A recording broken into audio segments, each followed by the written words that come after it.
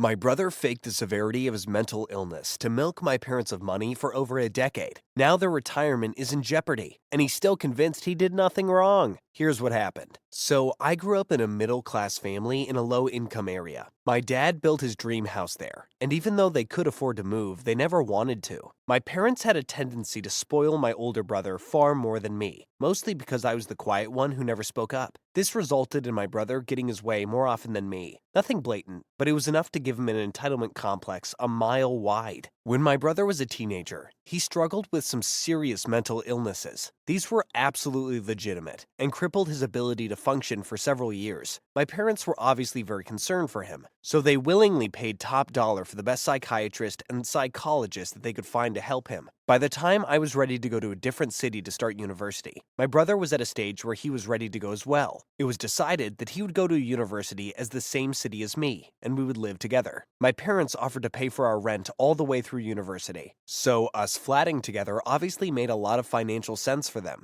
We would have to pay for everything else out of our student loans. Everything was set. We'd found a good student flat, settled in, etc. He had a new care team in this new city. Awesome. Unfortunately, my brother had an episode on his first day that resulted in him not going to class. This meant he was removed from his program, compulsory first day, with the option of starting again in the second semester. Now, the obvious, logical, and sensible thing to do in that situation is for my brother to go home while I found a roommate to take the spare bedroom and he could move back and try again next semester. My brother didn't like that idea. You see, he always hated living at home. He would always whine about how old our house was, or how poor our neighborhood looked. Our neighborhood was lovely, great sense of community, and I always loved it there. But he felt like he deserved better. Next thing we know, his new psychologist has written a letter to my parents stating that it would be a good idea to allow him to stay living in the new city, to allow him to acclimate to his surroundings. My parents followed this advice and allowed him to stay. They replaced his weekly loan amount with an allowance of the same value, and thought everything would move forward from there. This worked for a few weeks, but my brother started to hound my parents for more money. You see, he wasn't a student, so in his mind, why should he have to live like a student? No instant noodles and TV dinners for him. He wanted steak and lamb for dinner. He wanted to go to nice restaurants with his friends and go shopping whenever he felt like it. He wanted a new iPhone and a new MacBook because his was slow, etc. My parents eventually gave in and doubled his allowance. Second semester rolls around and my brother hasn't even bothered enrolling. My parents weren't happy, but his psychologist writes him another letter, and so it continues. Fast forward 3 years, and I'm graduating with a job offer from my university in my field. The apartment is nice and convenient to my new job, so I continue to live there, only now I pay for half of my rent and utilities. My brother is still not working or studying, and his allowance is now almost equal to my salary. Every time my parents try to force him home, his psychologist writes another letter, and my parents' trust in my brother's care team was high. They did save his life after all. By this point, my parents are just paying for his half of the utilities directly on top of his allowance. I suggested to my parents to get a second medical opinion, as he'd been using the psychologist almost weekly for 3 years with no improvement. But my brother flat out refuses. He likes her. She speaks to his soul, whatever that means. About a year and a half after I graduate, our landlord decides to sell the apartment, and the new owners want to live there. Normal thing that happens, and I'm not bothered by this. I wanted to take the opportunity to get my own place. I have a serious girlfriend whom I want to eventually marry, so I would like my own space that she could one day move into, and just generally move on with my adult life. But my parents don't want my brother living on his own just yet, and again, he's refusing to come home. They beg me to stay for just one more year while they figure out an arrangement for him. We got rather short notice to move, so I can understand this, and one more year won't matter too much to me. So apartment hunting we go. My brother goes fully off the entitlement deep end. He will only view apartments well outside of our price range. Anything within budget is either too old or too small or too dark or too ugly. He wants a new modern apartment in an expensive suburb in the heart of the city. His psychologist writes another letter outlining the importance of a comfortable environment for him. My parents cave once again and agree to pay his rent, his dream apartment for us, but I can't afford half of the new rent. They compromise with me, and I only have to pay the same rent as I was before, which is barely a third of the rent at the new place, mind you. It's a beautiful apartment, so I was okay with the deal, even though I wasn't happy. Unfortunately, my brother is now used to getting everything he wants or needs. He starts asking me to pay for more and more of the groceries. Idiot me, thinking that mom and dad had cut down on his allowance now that the rent is so expensive, agreed to take up some of the slack. Big mistake. They were still giving him the same amount, he just wanted more. He starts asking me for more and more things and then whines to mom when I don't give it to him. My parents cave over and over again and get him whatever he wants. New computer, new MacBook, new iPhone, heck, even a car. Up until this point, my parents couldn't afford all of this and somehow still save for their retirement. My mom was completely honest with me about their finances, as when the time came, the power of attorney would transfer to me, so she wanted me to know where they stood. They were on track for a long, comfortable retirement, but then my dad unfortunately lost his job through very unusual circumstances. His company just disappeared, and his boss left the country. This messed my dad up for quite a while, and he decided it was time to kick back and enjoy an early retirement. He was only 2 years short of retirement age anyway. My brother was furious. He would rage about how dad had betrayed him for not continuing to work to fund his lifestyle. He would regularly yell at my mom over the phone, saying that he expects them to continue to support him because he deserves the security of the lifestyle he has earned. I laughed my ass off at that line, which turned into another long fight, but was totally worth it. I knew that without dad's income, my parents couldn't afford the rent where we lived, so I decided to force the issue and move into my own place. I had hoped that this would result in my brother moving as well, but alas, his psychologist wrote him another letter and he continued to live there. I moved on with my life, got married, went back to university, bought a house, grown-up stuff. 5 years go by, and I have virtually no contact with my brother. I'm visiting my parents one day, and when I take them out for lunch, my mom breaks down crying because she can't pay. It turns out that my brother had been blackmailing my parents to continue to support him, saying that if they didn't, he'd end up homeless, and it would be their fault, etc. He still had the full support of his medical team, and my parents didn't know what to do. He had burned through nearly 20 years worth of retirement savings since I moved out. My parents were both forced to go back to work to try and stretch out their retirement savings. I decide to visit the psychologist myself, only to find out she's one of those tell people what they want to hear so they keep giving me money, predatory type psychologist who was enabling my brother because he was a cash cow for her. Our entire family was furious. Turns out my brother had been recovered since his first year living away from home.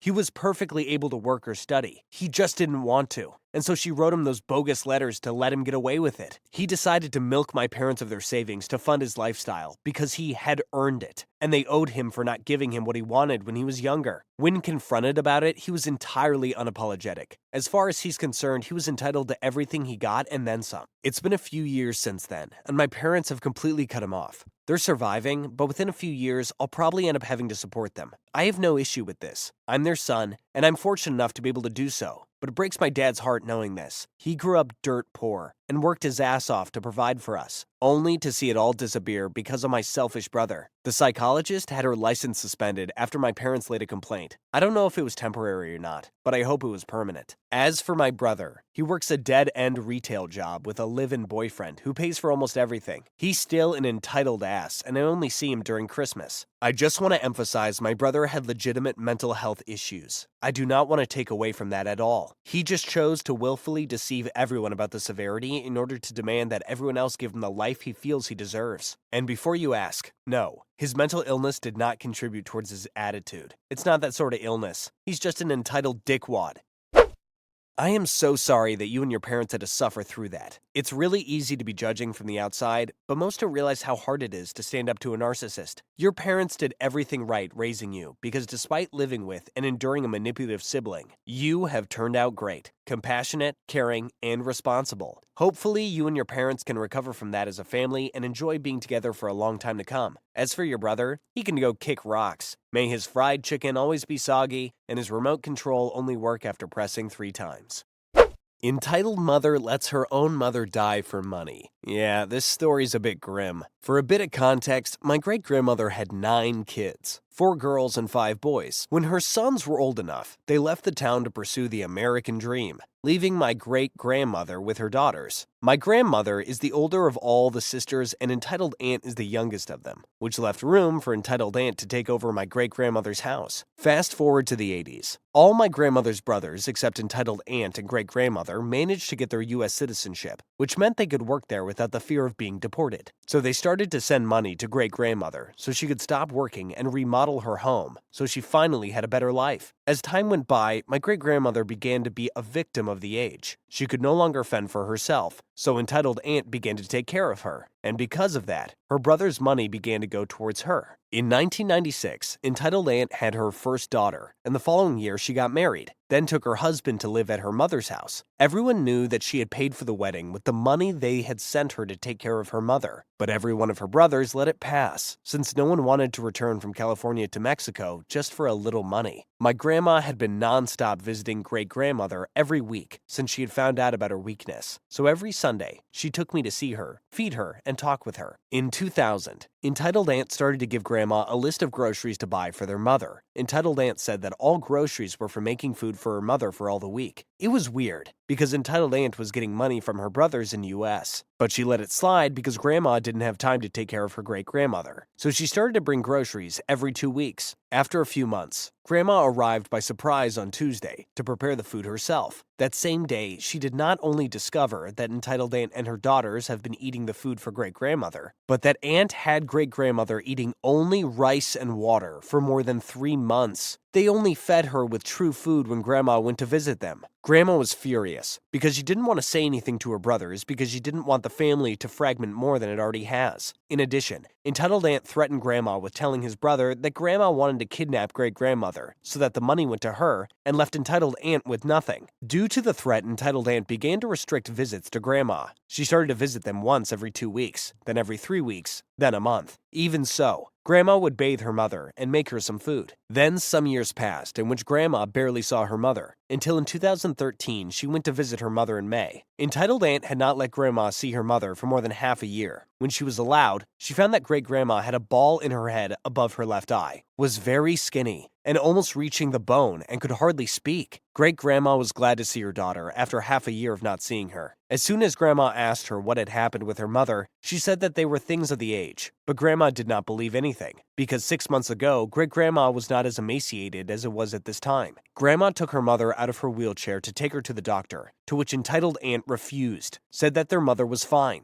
Grandma tried to take her by force, but entitled aunt fought not to let her go, so she had to give up to prevent hurting her mother. 4 months passed until grandma managed to take a doctor to visit her mother's house. The doctor was in shock seeing the state great-grandmother was in, so he called an ambulance and they took her to the hospital, not without entitled aunt making a fuss while they were taking great-grandmother away from her. The doctor told grandma that her mother was starving and very dirty, that it looked like she had not bathed in more than a year, in addition to the fact that the ball on her head was some kind of fungus due to the lack of hygiene. It was so ingrained in her skin that it had reached the bone and there was nothing that could be done. They added that great-grandma easily could have reached 100 years old since she was completely healthy outside the fungus and her weakness. Grandma was angry and sad at the news, in disbelief that entitled aunt was so negligent with her own mother she didn't know what entitled aunt had done with all her brother's money. At the beginning of October, entitled aunt's second daughter had her birthday, in which grandmother wasn't invited to. Entitled aunt told her sisters that she had not been eating at home since 2001, that they always went out to eat at restaurants, that her husband hasn't worked since 1996, she was sending all her daughters to private schools, and that she bought everything they wanted for their daughters. Then if she didn't have the money for it, she just cried to her brothers in the United States to send her more money. She had the audacity to ask for $1,000 from each of her 5 brothers to make the birthday party. It was obvious that entitled aunt was giving herself a good life at the expense of her brothers and her mother, so she didn't want grandma to take her mother because great-grandma was her bank. Sadly, entitled aunt did not let grandma take her mother to her house, so grandma began to visit her every day without fail. She knew that her days were counted, and she felt that it was her fault, that if she had faced entitled aunt to give her over, great-grandma would have lived 10 years more. My great-grandma passed away on January 7th, 2014, at the age of 89. But that didn't stop my entitled aunt's madness. She continued begging her brothers that she didn't have money, because here in town there is no work. At that moment, grandma broke all connection with entitled aunt, called all her brothers and told them how horrible she had been with her mother, how entitled aunt had let their mother die for money, and how she wanted everything to herself. Entitled aunt went to face grandma since all her brothers had turned off the money tap. Grandma shut the door in her face. Last year, some of the brothers decided to return to town after being 40 years out. Grandma organized a barbecue for everyone in her house. Everything was quiet until entitled aunt and her 3 daughters appeared. Apparently, someone had told her about the barbecue, and that some of her brothers came to visit grandma, so she decided to invite herself to the reunion without even bringing something to cooperate. But grandma let her pass. She thought her sister had already learned her lesson. Not even 5 minutes passed, and entitled aunt was already crying to one of her brothers that she was struggling with money, that she had debts, and that she needed $1,500 to pay them. One of her brothers put on a serious face and said, "I'll see what I can do." After half an hour, entitled aunt had already asked everyone for money and had already eaten, so she excused herself and left with her daughters. Grandma asked her brother what he would do about entitled aunt's money petition, and he said, "I saw a help wanted sign in the market. I'm going to send her the direction for the job." Then everybody laughed. Last week, Grandma made another barbecue since her brothers came back to visit her. We chose one of my aunt's places, my dad's sister, so that she would not find us. Who would say that entitled aunt would be so determined? She reappeared in the reunion, came to present with everyone as if nothing had happened. Everybody was waiting for her act to start and ask us for money, which she did, and we all started laughing in her face. She fell silent and went to a corner to eat. Then she just did the same thing as last time, excused herself, and left. We thought it would be the last time we would see her do that, but no. A couple of days ago, my grandma told me that entitled aunt began calling each of her brothers individually to ask for money. Each one hung up as soon as the word money was mentioned. I don't understand where entitled aunt gets so much evil from. How someone can let their mother die in that inhumane way, but I'm sure there's a place reserved for her in hell. I don't know how someone could possibly be so ignorant towards their mother's health. Your aunt sounds like a jerk, and I'm glad the whole family knows it now. I just wish everyone would have noticed sooner instead of always letting it slide to avoid confrontation. My heart goes out to your mom as well. She must have been so unhappy with herself for not noticing what was going on sooner. But really, there's no way to notice. Who would expect their own sister to not look after their mother properly? Even after your great-grandmother's passing, it does not seem like much has changed with your aunt, as she still seems to only care for herself. Therefore, it might be best to just cut ties with her until you guys really see an effort from her to change.